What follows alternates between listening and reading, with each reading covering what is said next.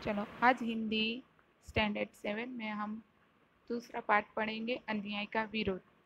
कुछ दिन पहले की बात है, मैंने अपने बच्चों की गवर्नेंस जूलिया को अपने पढ़ने के कमरे में बुलाया और कहा, बैठो जूलिया। कुछ दिन पहले की ही बात है, हमारे बच्चों की जो गवर्नेंस थी, जो बच्चों को संभालने वाली थी, बच्चों की देखभाल करने वाली, उसका नाम जूलिया था। उसे बुलाकर मैंने अपने कमरे में बिठाया। मैं तुम्हारी तनख्वाह का हिसाब करना चाहता हूँ। फिर कहा आगे कि मैं तुम्हारी तनख्वाह का हिसाब करना चाहता हूँ। मैंने कहा, तुम्हें पैसों की ज़रूरत होगी और जितना मैं तुम्हें अब तक जान सका हूँ, मुझे लगता है तुम अपने आप कभी अपने पैसे नहीं मांगोगी। मुझे लगा तुम्हें पैसों की ज़रूरत होगी और जितना मैं तुम्हें जानता हूँ, तुम अपने पैसों कभी अपने आप पैसे नहीं मांगोगी। इसलिए मैं ही पैसे देना चाहता हूँ। इसलिए मैं ही तुम्हें पैसे दे देता हूँ। हाँ, तो तुम्हारी तनख्वाह 20 रूबल महीना तय हुई थी। तुम्हारी तनख्वाह 30 रूबल महीना तय हुई थी, यानी 30 रुपये महीने की तय हुई थी। जी नहीं, 40 रूबल, जूलिया ने दबे स्वर में कहा। फिर जूलिया ने कहा रोते हुए दबे स्वर में धीरे से कि नहीं, 40 रूबल तय हुई थी।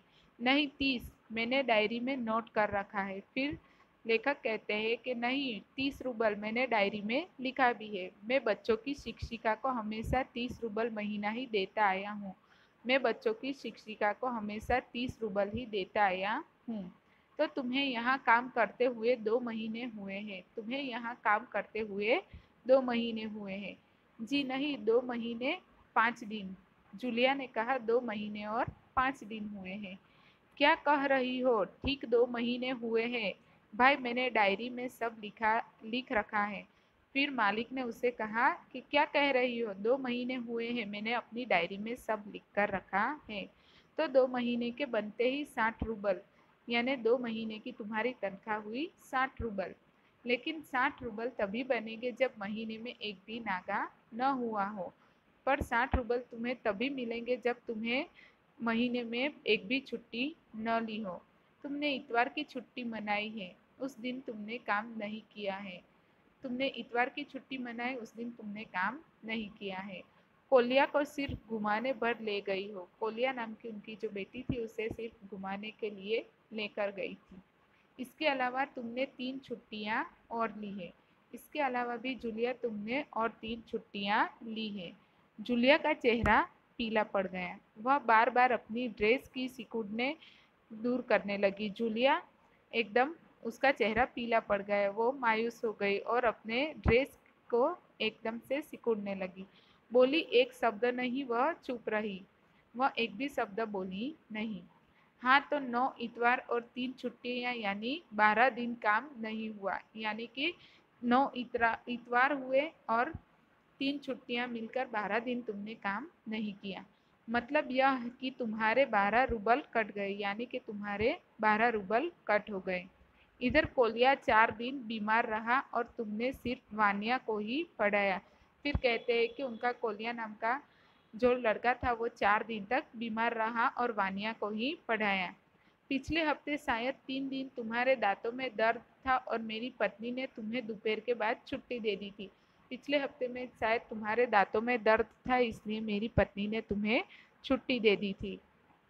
तो 12 और 7 हुए 19।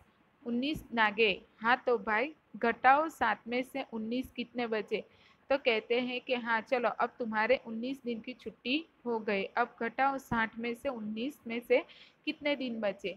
41। 41 रूबल, ठीक है ना? तो फिर कहते हैं कि 41 दिन बचे और 41 रूबल ही तुम्हें मिलेंगे, ठीक है ना? जूलिया की आंखों में आंसू छलक आए।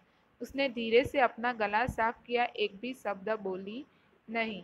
जूलिया की आंखों में आंसू आ गए और वह अपना गला साफ करती है, एक भी शब्द बोलती नहीं है।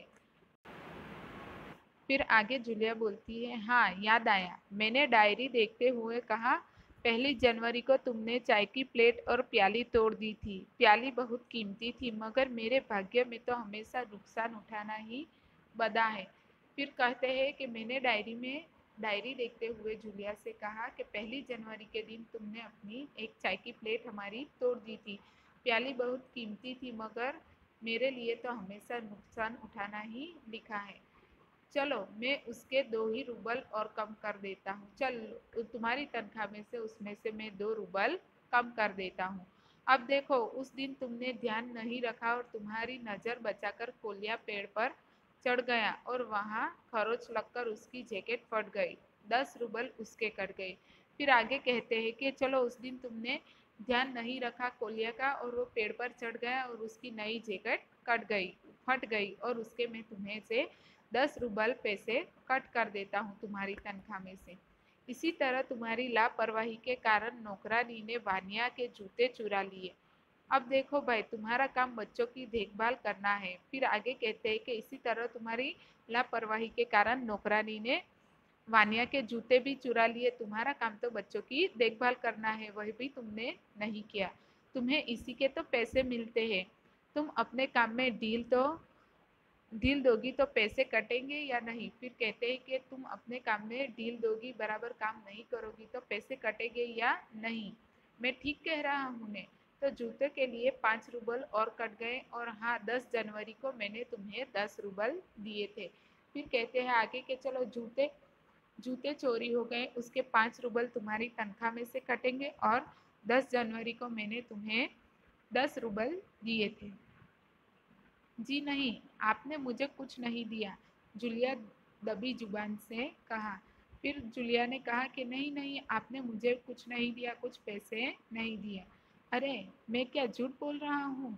मैं डायरी में हर चीज़ नोट कर लेता हूँ। तुम्हें यकीन न हो तो दिखाऊं डायरी? फिर कहते हैं कि क्या मैं झूठ बोल रहा हूँ? तुम्हें मैं हर चीज़ डायरी में लिख कर रखता हूँ, नोट करके रखता हूँ। तुम्हें यकीन न हो तो मैं तुम्हें डायरी दिखा सकता हूँ।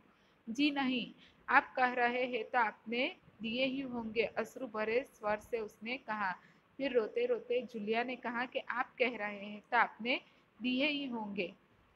दिए होंगे नहीं, दिए हैं, मैंने कठोर स्वर में कहा। तो ठीक है, घटाओ 27, 41 में से बचे 14, ठीक है ना?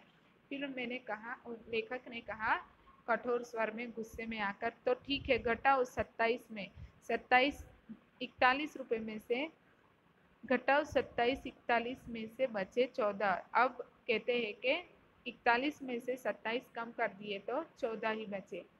उसकी आंखें आंसुओं से भर उठी, उसके तमाम शरीर पर पसीना छलछलाया। उसकी आंखों में आंसू आ गए और उसे पसीना पसीना आने लगा। कांपती आवाज में वो बोली, मुझे अभी तक एक ही बार कुछ पैसे मिले थे और वो भी आपकी पत्नी ने दिए थे, सिर्फ 3 रूबल। फिर कांपते कांपते वो बोली कि मुझे अभी तक आपकी पत्नी ने एक ही बार पैसे दिए थे, वो भी 3 रुपए। ठीक है, मैंने स्वर में आश्चर्य भरकर कहा, और इतनी बड़ी बात तुम्हारी मालकिन ने मुझे बताई तक नहीं? ठीक है, तो फिर मैंने लेखक ने कहा कि अच्छा, मेरी पत्नी ने तुम्हें पैसे दिए थे और ये बात मुझे बताई तक नहीं? देखो, हो जाता ना अनर्थ, देखो अभी अनर्थ हो जाता। खैर, मैं इसे भी डायरी में नोट कर लेता हूँ। फिर लेखक ने कहा कि चलो, ये बात भी मैं डायरी में लिख लेता हूँ। हाँ, तो 14 में वे 3 और घटा दो, 14 में से भी 3 रुपए कम कर दो, बचते हैं 11 रूबल। तो भाई, ये रही तुम्हारी तनख्वाह, ये 11 रूबल, इसे ठीक से गिन लो। फिर कहते हैं कि चलो, अब ये 11 रूबल तुम्हारी तनख्वाह बची है, ये ले लो और इसे ठीक से गिन लो। उसने कांपते हाथों से 11 रूबल लिए और अपनी जेब टटोलकर किसी तरह उन्हें उसमें ठूस लिए और धीमे स्वर में बोली, जी धन्यवाद। फिर उसने कांपते कांपते 11 रूबल उठा लिए और अपनी जेब में रख के बोली, धन्यवाद। मैं गुस्से से उबलने लगा। कमरे में चक्कर लगाते हुए मैंने जोर से कहा, धन्यवाद किस बात का? फिर गुस्से से मुझे गुस्सा आ गया, लेखक को गुस्सा आ गया और वह कमरे में चक्कर लगाते हुए बोलने लगे, धन्यवाद किस बात का? आपने मुझे पैसे दिए, इसके लिए धन्यवाद। फिर कहा कि जूलिया ने कहा कि आपने मुझे जो पैसे दिए उसके लिए धन्यवाद। अब मुझसे नहीं रहा गया। मैंने ऊंचे स्वर में लगभग चिल्लाते हुए कहा, तुम मुझे धन्यवाद दे रही हो जबकि तुम अच्छी तरह जानती हो कि मैंने तुम्हें ठग लिया है। फिर लेखक ने कहा कि तुम मुझे धन्यवाद क्यों दे रही हो? तुम अच्छी तरह जानती हो कि मैंने तुम्हें ठग लिया है, तुम्हें धोखा दिया है, तुम्हारे पैसे हड़प लिए हैं, इसके बावजूद तुम मुझे धन्यवाद दे रही हो। मैंने तुम्हें धोखा दिया है, तुम्हारे पैसे ले लिए हैं, इसके बावजूद भी तुम मुझे धन्यवाद दे रही हो। जी हाँ, इससे पहले मैंने जहाँ-जहाँ काम किया उन लोगों ने तो मुझे एक पैसा तक नहीं दिया। आप कुछ तो दे रहे हैं। उसने मेरे क्रोध पर ठंडे पानी का छींटा सा मारते हुए कहा। फिर जूलिया ने आगे कहा कि जी हाँ, इसलिए कि मैंने अब तक जहाँ पर काम किया था वहाँ के लोगों ने मुझे एक पैसा तक नहीं दिया। आप तो फिर भी कुछ मुझे दे रहे हैं। इसलिए लेखक को जो गुस्सा आ रहा था उस पर ठंडा पानी गिर गया, मीन्स वो ठंडे हो गए क्रोध से। उन लोगों ने तुम्हें एक पैसा भी नहीं दिया। जूलिया ने मुझे यह बात सुनकर तनिक भी ताज्जुब नहीं हो रहा है। फिर वह जूलिया से कहने लगे कि यह बात सुनकर मुझे विश्वास नहीं हो रहा है। मैंने कहा, फिर स्वर धीमा कर मैं बोला। फिर लेखक ने धीरे से जूलिया को ये बात बताई। जूलिया, मुझे इस बात के लिए माफ़ कर देना कि मैंने तुम्हारे साथ एक छोटा सा क्रूर मजाक किया है। फिर मैं लेखक ने जूलिया से कहा कि जूलिया, मुझे माफ़ कर देना, मैंने तुम्हारे साथ एक छोटा सा मजाक किया है। देखो जूलिया, मैं तुम्हारा एक पैसा भी नहीं काटूंगा। जूलिया से कहते हुए कि मैं तुम्हारा एक भी पैसा नहीं काटूंगा। देखो ये तुम्हारे 80 रूबल रखे हैं। देखो ये तुम्हारे 80 रूबल मैंने यहाँ पे रखे हैं। मैं अभी तुम्हें दूंगा, लेकिन उससे पहले मैं तुमसे कुछ पूछना चाहूँगा। मैं तुम्हें यही अभी 80 रूबल दे देता हूँ। फिर मैं तुम्हें कुछ पूछना चाहता हूँ। जूलिया, क्या ज़रूरी है कि इंसान भला कहलाए जाने के लिए इतना दब्बू बीरू और बोधा बन जाए कि उसके साथ जो अन्याय हो रहा हो उसका विरोध तक न करे? फिर वे जूलिया से पूछते हैं कि इंसान इतना भला कहलाए जाने के लिए इतना डरपोक और बोधा बन जाए कि उसके साथ अन्याय के लिए वह बोल भी न पाए, बस खामोश रहे और सारी ज्यादतियाँ सहता जाए, बस खामोश रहकर सारी ज्यादतियाँ सहनी चाहिए। नहीं जूलिया, नहीं नहीं जूलिया, इस तरह तुम नहीं कर सकती। इस तरह खामोश रहने से काम नहीं चलेगा। अपने अस्तित्व को बनाए रखने के लिए तुम्हें इस कठोर, निर्मम और हृदयहीन संसार से लड़ना होगा। फिर आगे कहते हैं कि तुम्हें अपना काम और अस्तित्व बनाए रखने के लिए इस संसार से लड़ना ही पड़ेगा, जिसके लिए तुम्हें निर्मम बनना पड़ेगा, यानी कि निष्ठुर बनना पड़ेगा। अपने दांतों और पंजों के साथ लड़ना होगा और पूरी ताकत के साथ। फिर कहती है कि तुम्हें बोलकर आगे बढ़ना पड़ेगा। इस तरह की ज्यादती और अन्याय तुम्हारे साथ कोई भी करेगा तो तुम्हें उसके लिए लड़ना पड़ेगा पूरी ताकत के साथ। याद रखो जूलिया कि इस संसार में दब्बू और बोधे लोगों के लिए कोई जगह नहीं है, कोई जगह नहीं है। फिर कहते हैं कि इस संसार में जो दबकर रहने वाले लोग हैं उनके लिए कोई जगह नहीं है।